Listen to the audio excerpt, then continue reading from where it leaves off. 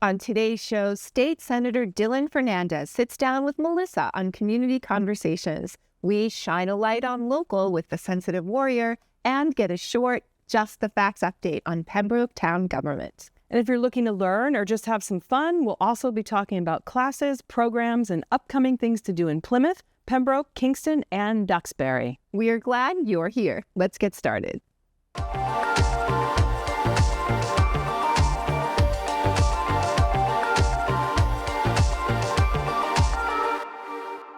Feeling like an old cardigan under someone's bed? Grab a ticket to Taylorville and let this immersive musical journey into the world of pop phenom Taylor Swift draw stars around your scars. Taylorville is a world-class tribute band that captures the dynamic energy of a Taylor Swift show, from chartbusters to deep cuts, all performed against a stunning video wall spectacle that will have you belting out, "You belong with me." February 20th at Plymouth Memorial Hall is the place, and 7 p.m. is the time to sing, dance, and join other Swifties paying homage to this remarkable raconteur. Visit memorialhall.com/shows to get your tickets.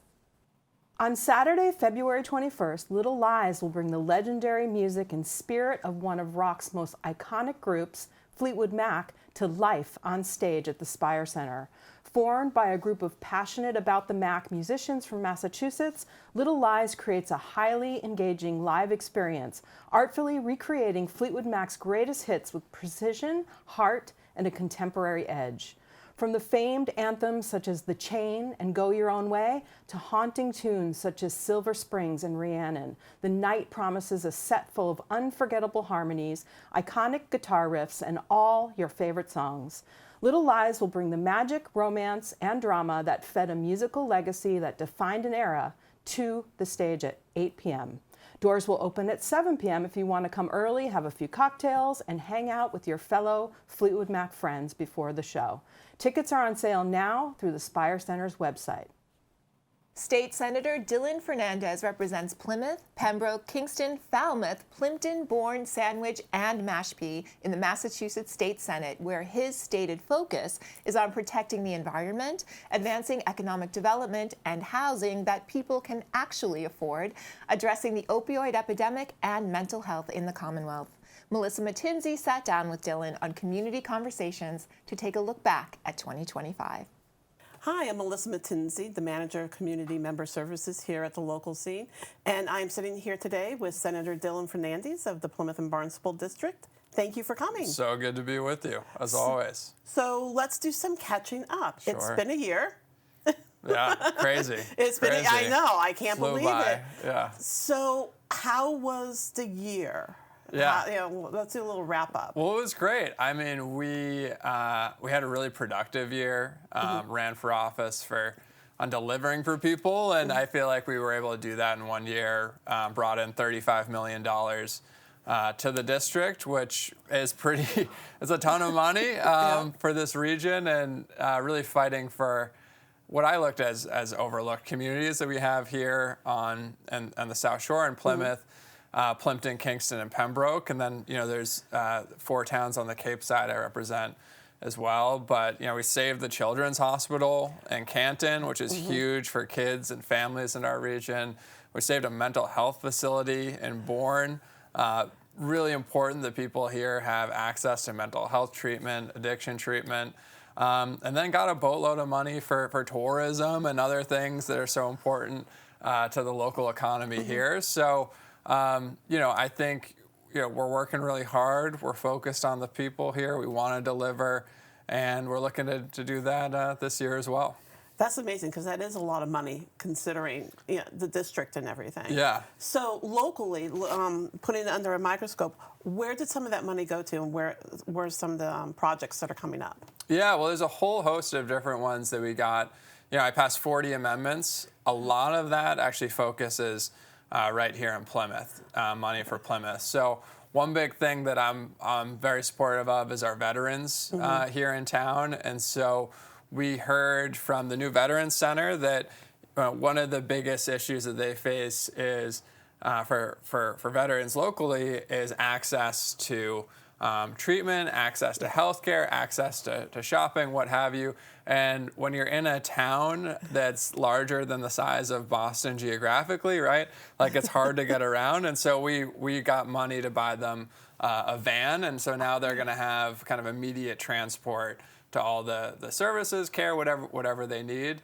And then we got another piece of funding for them to take a look at starting a veterans home here in Plymouth, which is a great, I think it's a great idea because we're pushing it. They like it as well. But I looked around and there's no designated veterans home here, which is interesting given the size of the community. And so that's an initial planning grant, and that's something we're working towards. We got $100,000 for the Plymouth Educational Foundation, really important group here in town supporting kids, supporting teachers, making sure that they have extra programming and supplies, and then got a bunch of money for the different chambers. Plymouth Area Chamber, the Downtown Waterfront District, maybe not technically a chamber, but a business group focused on downtown. Bunch of money for See Plymouth as well. We actually got them a van, a tourism van. Everyone's getting a van to connect from Kingston, the train to downtown during the summer. Because a lot of people, they want to come down from Boston, right? Do day trips. But then they're stopping in Kingston, and so we're making sure that there's extra transportation, bring them down here to Plymouth as well to see the sites, support local businesses, and boost our tourism economy. That's fantastic, because I know the idea is to get people to stay in Plymouth and make it the hub to go out. But for people in Boston who just want to do it as a day trip, like you said, there's no way to get from Kingston to Plymouth. So that's fantastic. They must be excited about that. Yeah, the local scene is very happy about, or you guys, the local scene, See Plymouth, it's another C, is very happy about that. And speaking of tourism, we just got, in that area, it's got 1.5 million, not through legislative funding, but through the Seaport Economic Council, which the legislature funds. And that's going to go towards the waterfront dock and pier there that needs to be updated right downtown. And this is a really important, it's state-owned, but this is a really important step to restore the pier, because eventually what I would like to see is to bring down a tourism ferry, summer ferry, directly from Boston to downtown Plymouth. You see the success of the Boston ferry to Provincetown in the summer. It is an incredible way to, again, boost the economy, give more people access to this beautiful community we have here. And unlike the train, it would drop people right off in the center of town. So it's an incredible place to walk around and support local businesses. Not to mention the folks from, people locally here in town that want to head up to Boston for a day trip. That's a great idea to reverse think it. You're like, instead of having to deal with the traffic and trying to plan which route is the best. And it's the best way to travel by boat. So, I think this is a good, now that we have some of the money for the pier, I think these are the next conversations we should be having as a community. How can we bring in a tourism ferry? That would be great. Yeah, I think just thinking about it, that would just be like such a boon also. Especially because the waterfront right now is, is under construction again. And so just to bring people back there and to support the businesses that work so hard during the season. And some of them are open, year round as well, but to bring that back and to help them. And then drive that up into the Main Street area as well for the businesses up there. Yeah, we really just want to support, economic development in the town as much as possible. And I know that's really important for local businesses and families that are supported by that to thrive. Also helps with town budgets, and we're also working with the town currently in that property area. It's owned, a lot of that downtown, that like waterfront property where the Rock is, where the ship is. A lot of that's owned by DCR at the moment as a state park, and so we've had a number of conversations with DCR. With the town about actually transferring that property over to the town so that they have more control over it, have more control over the permitting. And so that would help out with some of the bigger events, whether it's 4th of July, Yeah. whether it's the Thanksgiving parade, Yeah. which is nationally televised and such a cool event, Yep. or just general kind of events, Yeah, they have summer the, to spring and the the fall. weekly concerts there during Yeah. the summer, that Project Arts puts on. The Chamber has their waterfront festival down there. Yeah. It's a great space for people to just come together and walk around and just, see the community and, Yeah. and relax and enjoy it. So Yeah, so we're working on Interesting. legislation right now, and it's kind of in between whether the town wants to do what's called an Article 97, which is purely taking over the property, it being their own, or a 99-year lease as another option that's being looked at. So a menu of options that the town has, and I think they're sorting out which one fits best for them. And whatever they choose, we're happy to support. But again, just giving more flexibility to the local community for this property, and hopefully make events like the big ones we have here even easier to support. Oh, that'd be great. So the other thing you talk about supporting tourism, because that's a big thing for us here for our economy. Have there been trends for that you've seen at like the state level recently that Yeah. affect us? Yeah.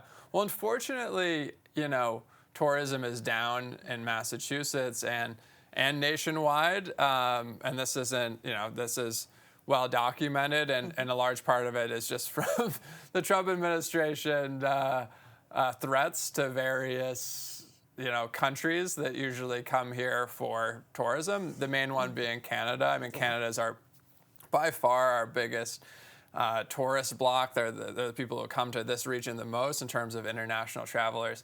And there's a drop in border crossings. I think around 20 to 30%.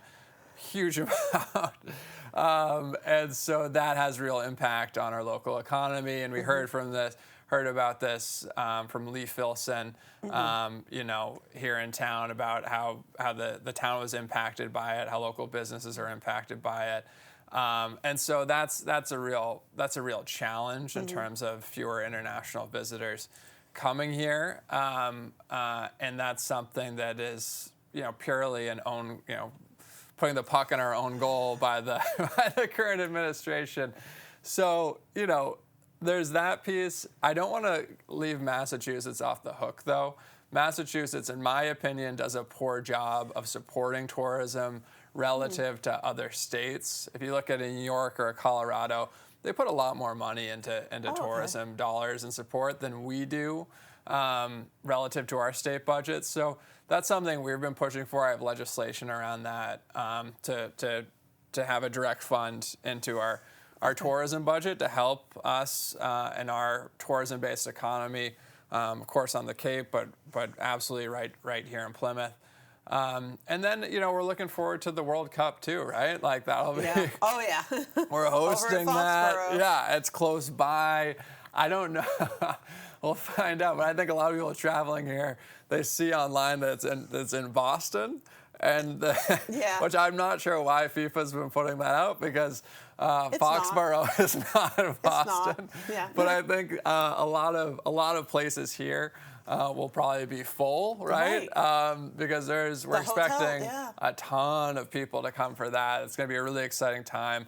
I'm hopeful that this region gets a lot of business from that. So that's something I think to look forward to boost some of these numbers after a slump. That's going to be so much fun, too, to have something like that here. Yeah. And looking at the economy, we also have, and I know you've been working on this too, the blue economy, the maritime economy, and trying to build that up as well, especially where we're right on the coast. And we have, such a strength for that. So is there more to support those businesses and that economy here? Yeah, for sure. I mean, there's a few things around this. One is I'd love to see, Plymouth be a hub of entrepreneurship around the blue economy.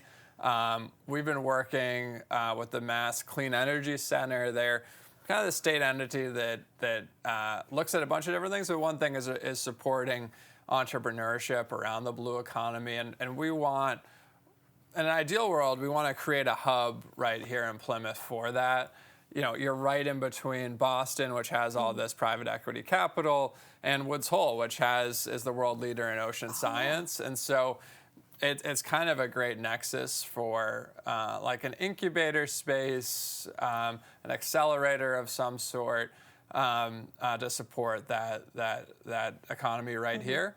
And then, of course, I'm very supportive of our fishing industry. I'm the chairman of the committee on fisheries and agriculture at the State House, and so thinking about how we support fishing families here, we actually got funding a couple years ago to help fishing families be able to access health care and other benefits like that, because a lot of these people are sole proprietors, right? And so the costs are quite high, and so we got a bunch of money for the fishing partnership, which is right here in Plymouth, for them to supply some of those services, and then also offer some great trainings as well at either free or really low costs for fishermen in terms of life-saving trainings and CPR and water rescues and things like that. Yeah. Oh, that's a great way to support.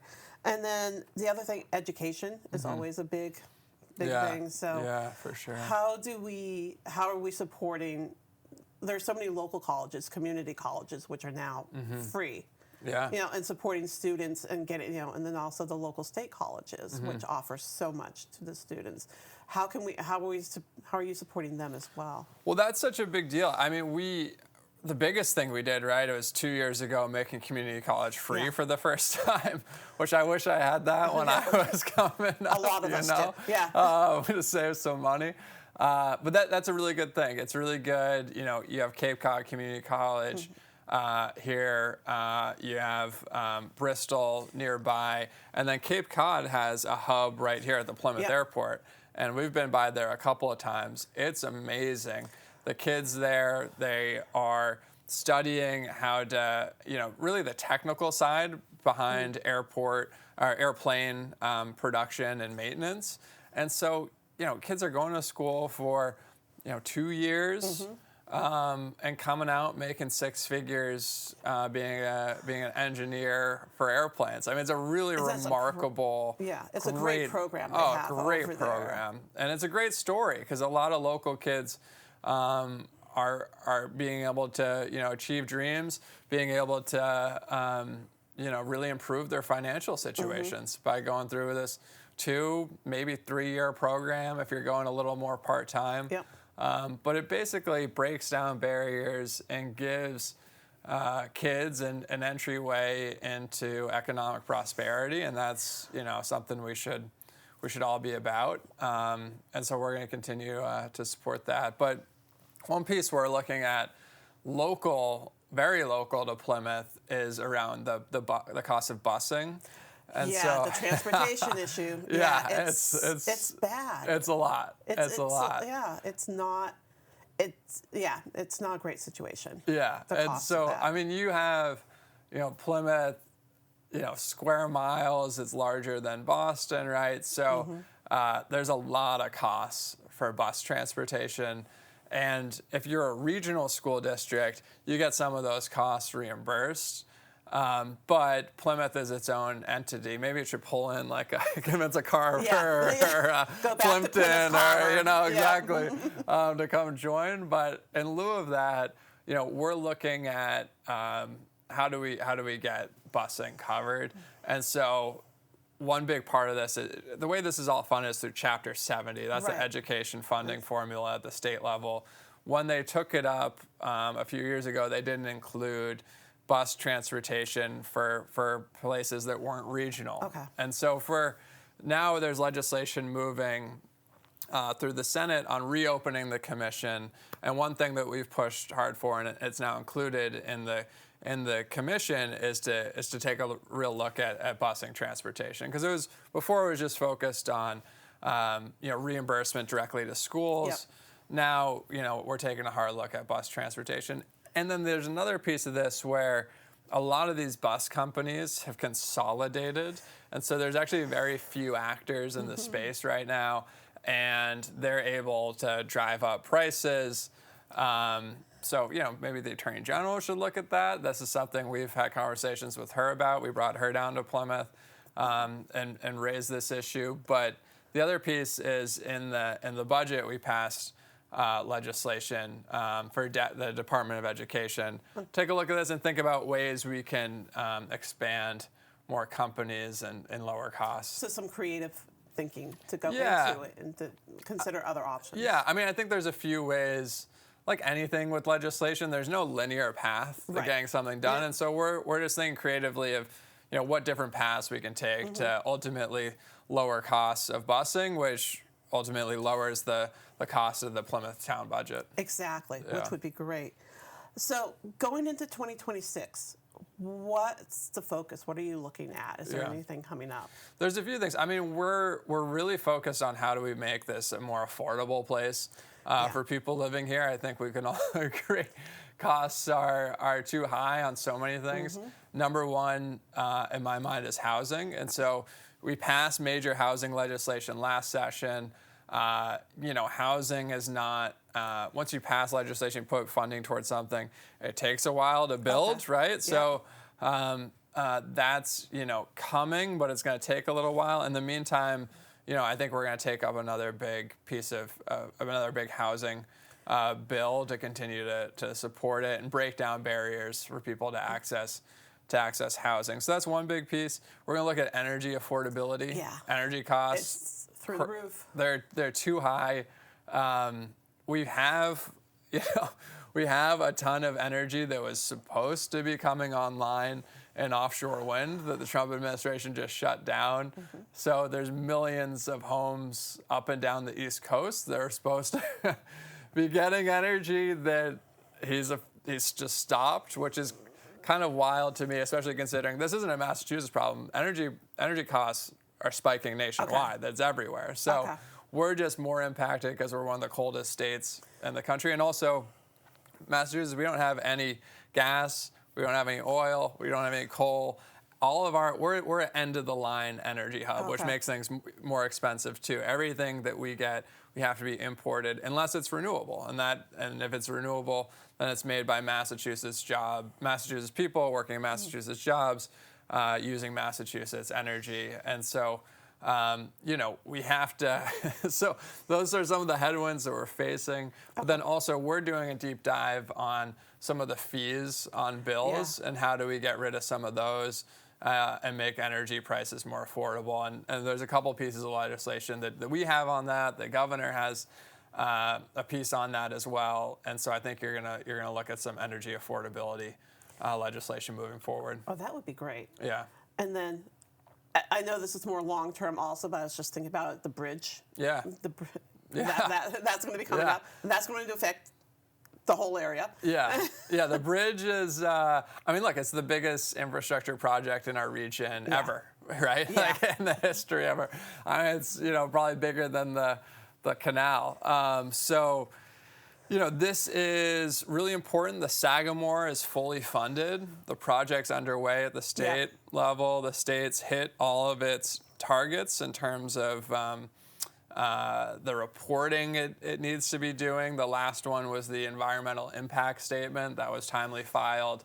And that funding is legislatively secured and federally appropriated. And so that should be going relatively smooth, which is good for Sagamore and more for this region for Plymouth and Bourne. And we actually, one of the things I did when I first got elected was reach out to the head of the project and have her come down, and now we host a forum series where the head of the entire project gives an update on what's going on and takes questions directly from the audience. And we hosted one at Plymouth South. I don't know, a few months in very early winter. But quarterly we host public meetings because we really want to make sure that the people I represent, the residents of this area, have a voice in what is the biggest infrastructure project in our region's history. And, we need to pivot now from a state perspective, and the state has done this in fighting to get money for the Bourne Bridge, just as old, just as decrepit, and really needs the funding because there's no funding for the Bourne Bridge side. Okay. Yeah. So that's next. That's next, and I'm not hopeful that we'll get federal funds in the next couple of years because there's just been a ton of cuts in that area, but we need to keep fighting for it. And then for me, it's really important that the state has a backup plan too. Like, okay, what happens if the feds are completely negligent in funding the bridges that they own and they are legally on the hook for operating? Because if one of these bridges closes, then it's a complete disaster for our entire region. And that really, if the Bourne closes, you can think about the backups you'd have in this area on the Sagamore. Yeah. Let's not think about that. Let's not think about that. Yeah. So you got a lot going into 2026. The other thing I wanted to touch upon is that people can actually reach out to you if they're having issues. Yeah.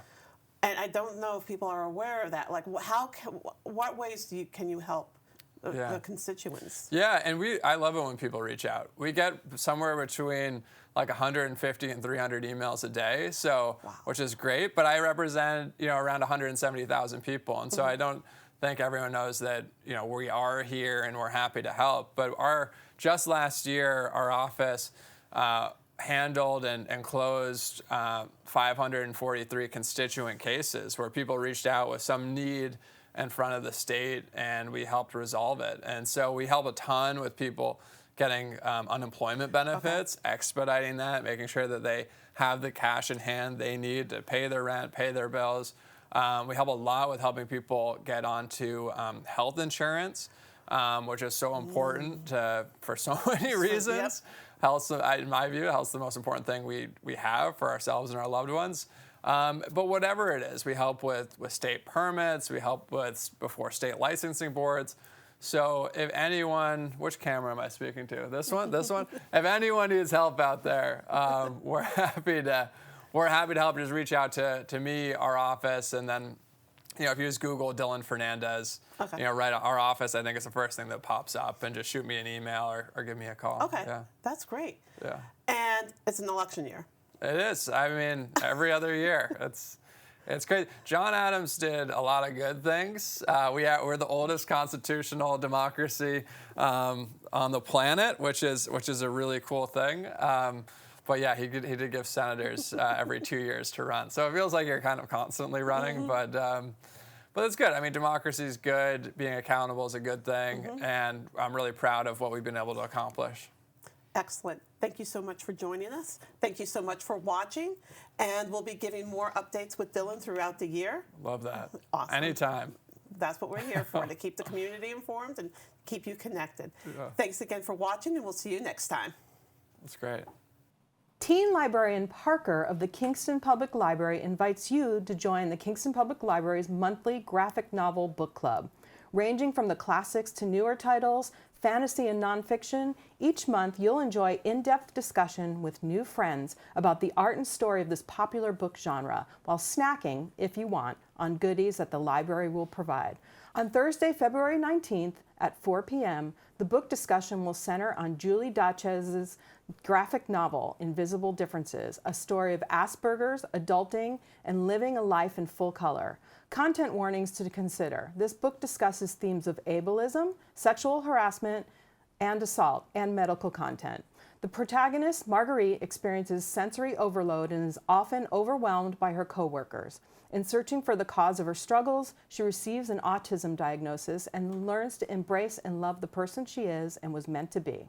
To get your copy beforehand, visit the Kingston Public Library or check the Libby app. The graphic novel book club meets in the teen room. No registration is required. Currently showing at our gallery here at the local scene, Winter Stillness opened on January 16th, featuring 11 local artists, food, music by Dogtail Corners, and our Open Here podcast. Tiff sat down with artist Wels. When I was really young, I've been doing art since I can remember. I started really getting into art with my therapist when I was like 15. She really thought that it would help me to like explore more of like what I was feeling. And I started with mandalas and then went to college for art therapy and started to experiment with portraits. And just a couple years ago, I found my like actual style, which has been really cool. So I submitted an abstract portrait. She has eyeballs on her and spirals all over her. It's supposed to represent the kind of rumination that people with mental health issues suffer from in the winter, where the theme was winter stillness. I kind of took it as, for people who are experiencing mental health issues, it's actually a pretty like tumultuous like time, just because you're stuck with your own thoughts. There's a lot of like rumination, and just wanted to like represent that in a piece as well, because I know that winter can be a very serene time for a lot of people, but for me it's a lot of like introspection and just kind of like being stuck in my thoughts. So I wanted to like represent that in my own style as well. I think in the winter for me, I lived in Costa Rica for 3 years, so the winter is not necessarily my favorite season. I love the warm weather. The sun brings me a lot of joy. I take winter as a hibernation period, which I think a lot of people do. But for me, it does bring on a lot of like, we're kind of stuck inside. I don't get to do the things I enjoy as much. So winter stillness is, again, like kind of a time of rumination and a time of just like sorting through my thoughts in whatever way that looks like. And art has been like a really beautiful way to get that out. And to have the time to be able to do that. The winter is like a great time to do that as well.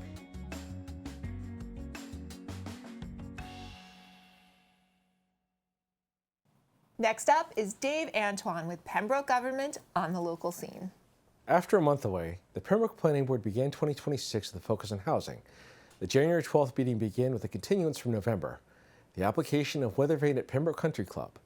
The applicant was seeking approval of a definitive subdivision plan, a site plan approval looking at an age-qualified cluster development on 256 acres at West Elm Street within a residential zoning district. Such a proposal was about updates to a previously approved project, adding land and residential units on individual lots that would total 175 age-restricted single-family homes, a topic whose discussion was defined by conditions imposed by professionals on the project. This topic began with the applicant's attorney giving a work update, a reminder that the overlay of a definitive subdivision would be in place with the same roadway, leading to individual lots that would allow for individual septic systems, born out of a prospect of having a unitary wastewater treatment plant, which proved to be cost prohibitive and logistically difficult. The attorney mentioned the mechanism of the septic systems in place, how it fits under the ACQC bylaw, and where it meets the requirements. Upon questions asked by the public, one concern was the board's enforcement, retaining its regulatory provisions, the presence of accessory dwelling units, and what other conditions the applicant would have as part of the approval. The attorney explained that there would be declarations of restrictions, the presence of a homeowners association, and that some proposed conditions would have nothing to do with the ADUs entered into a written decision recorded with the Registry of Deeds. The attorney discussed the proposed changes that the applicant went through, highlighting comments that came out of a meeting with neighboring residents, concerns in the area ranging from minimum lot size and footage to respecting the environmental layout of the area while minimizing disturbances. With such input, the applicant made the necessary modifications fitting with N-Town rules pending the board's decision. The attorney mentioned that to fit within the statutory mandates and requirements, they need to get at least 50% of the open space, whereas they exceeded 70%, bringing it to the next stage for the board to examine. This led to what conditions the board has and the waivers required for the project. Under the lens of this definitive subdivision, it would require a process for the applicant to request the waiver.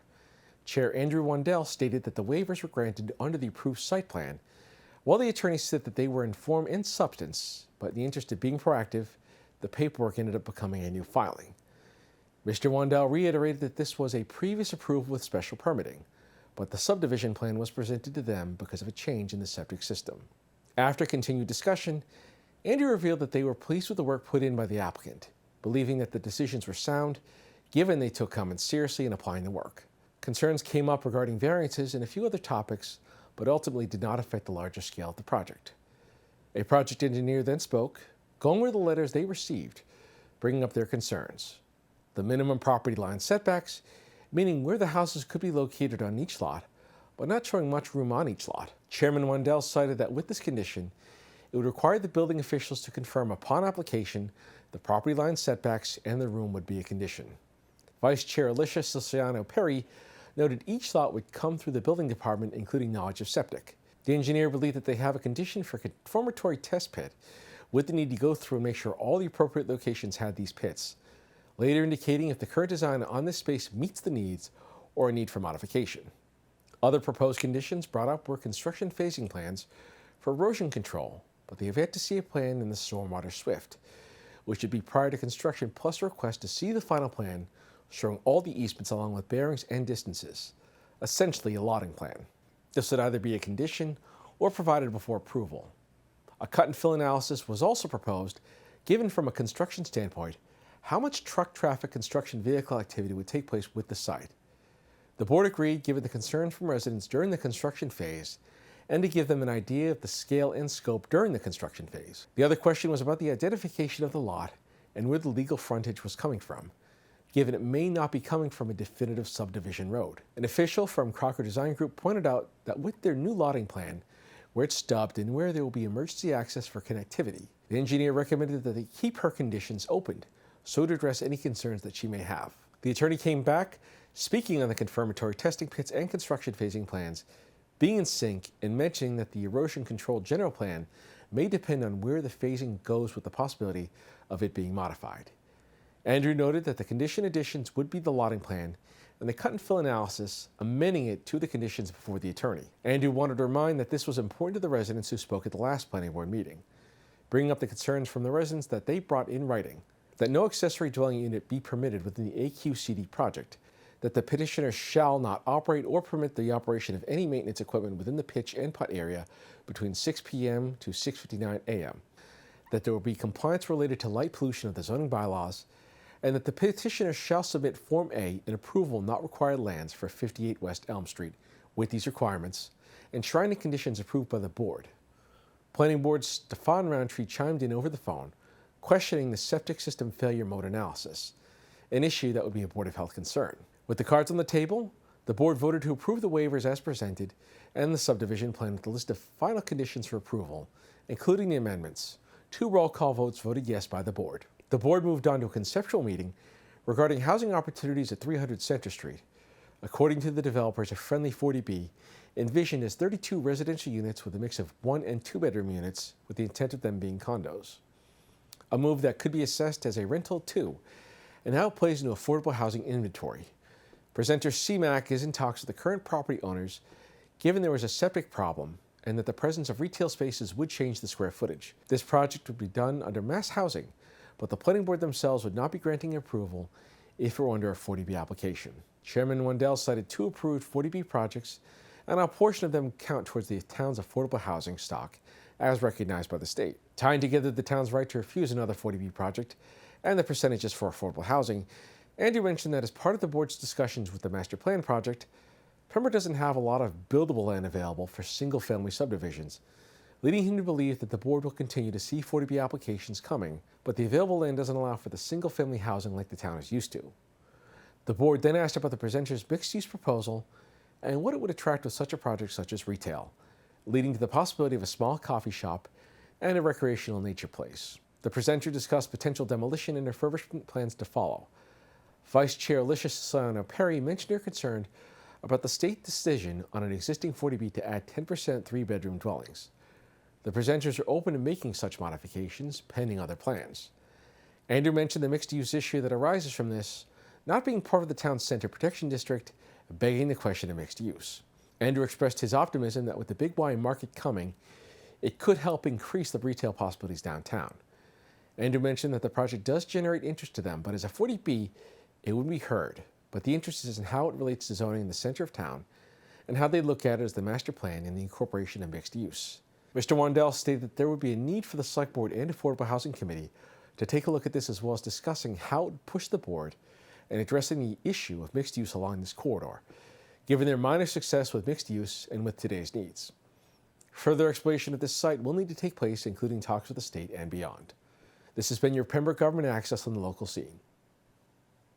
Do you love to bake and share your tasty treats and talents? The all-ages Pembroke Public Library Baking Club brings together community members like you. And the theme for February is both beloved and love-inspiring: chocolate. Choose a new or favorite chocolate recipe to make at home and bring to the library to share on Saturday, February 21st from 2 to 3 p.m.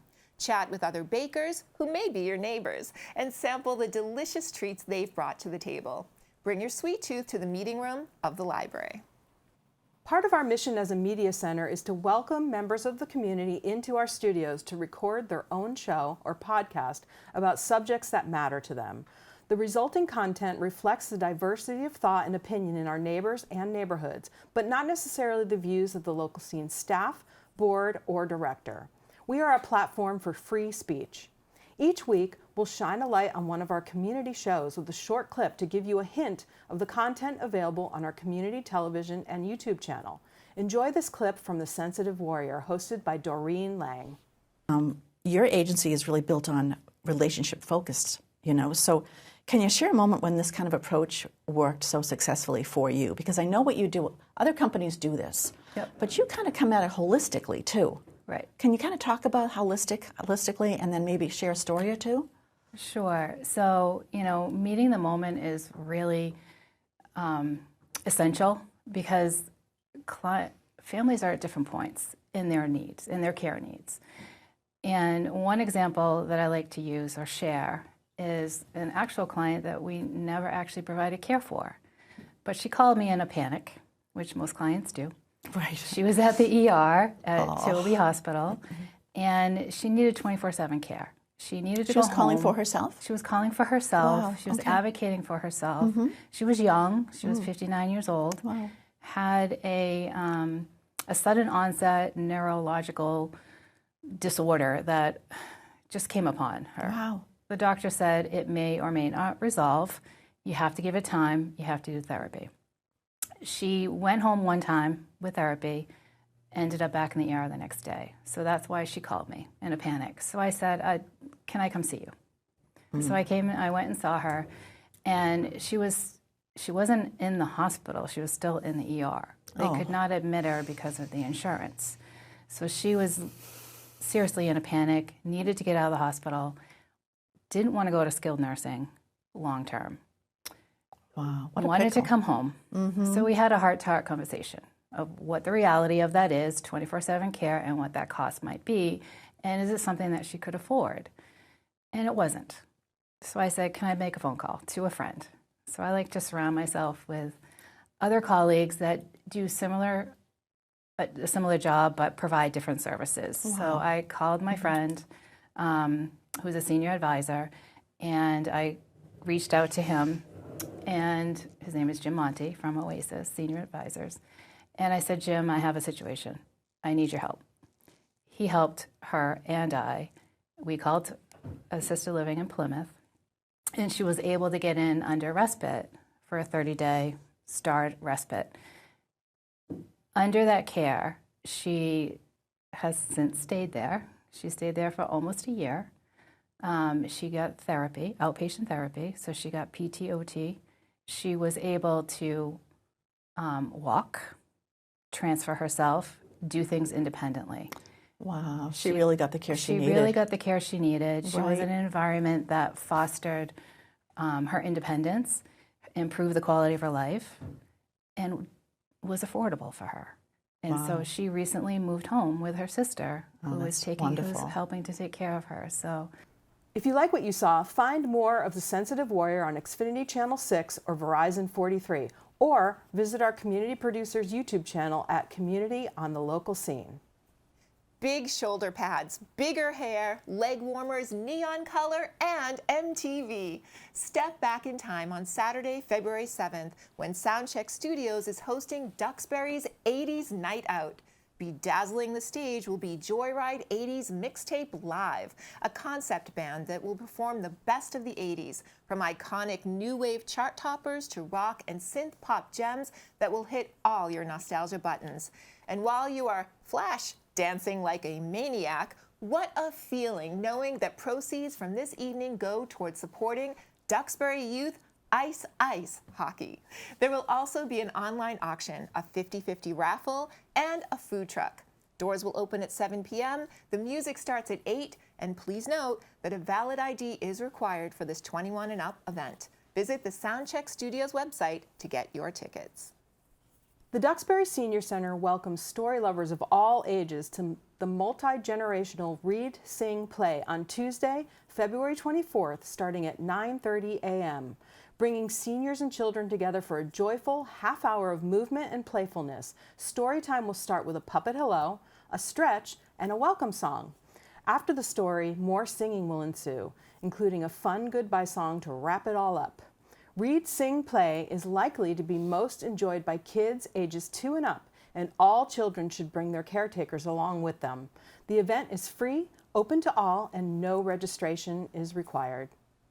Sustainable Plymouth invites kids aged 4 to 8 to explore shapes and patterns in nature at the Plymouth Public Library on February 13th. This inclusive program is part of Sustainable Plymouth's year-long enrichment program for 2026, when each month will have a different focus and theme, exploring the scientific reasons shapes and patterns occur in so many aspects of our natural world, helping to answer natural questions like, why do the seasons go round and round? Kids will create a portfolio to save and track the work they create throughout the year. The program runs from 4 to 5:15 p.m. and will feature fun books, activities, and hands-on experiments. Registration is now open. Visit the Plymouth Public Library website. On Thursday, February 12th, let the Blake Planetarium be your path to connect to the natural world and take a relaxing, meditative, skybound trip into a star-filled universe. A night of wonder and stillness is an immersive evening that weaves together science, art, music, and mindfulness. The feature presentation, Bella Gaia, Beautiful Earth, is a stunning, full-dome journey inspired by what the astronauts described as the overview effect. It features NASA imagery and evocative music that explores Earth's landscapes, cultures, and our evolving relationship with the planet. The night will end with sunset meditation, a calming, guided visual voyage from the Grand Canyon to the North Pole, easing into a peaceful, star-filled sky with glimpses of the northern lights. The show starts at 7 p.m. and tickets, available through the website only, are just $7 each. The show runs for about an hour and parking is free. Wall Street Journal best-selling author Pamela Kelly will be at the Kingston Council on Aging on Wednesday, February 11th to discuss The Nantucket Inn, her cozy, escapist novel of new beginnings and family dynamics. After discovering her late husband's secret gambling debts, Lisa Hodges is one step away from losing everything. To save her Nantucket legacy, she transforms her waterfront home into a cozy inn.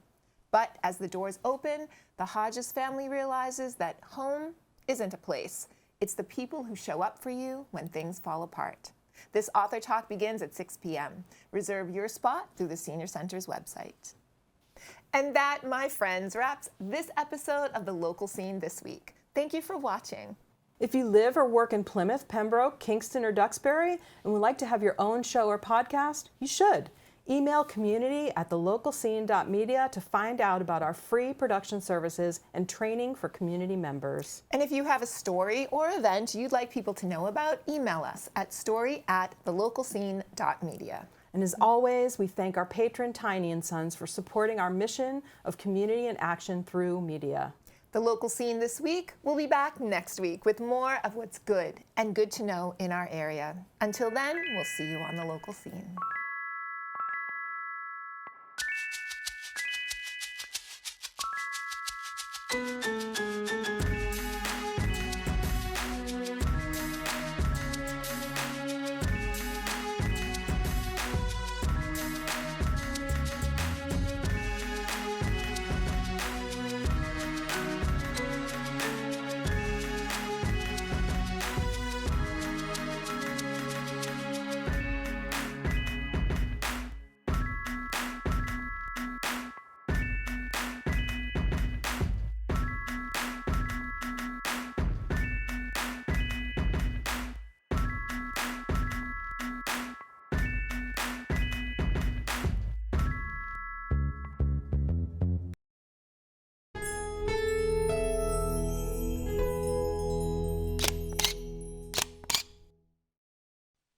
So friend, if you enjoyed this video, please think about scanning the QR code and making a contribution to the local scene. Every dollar is appreciated, and your support helps keep community media alive and our resources free to the community. We'll see you on the local scene.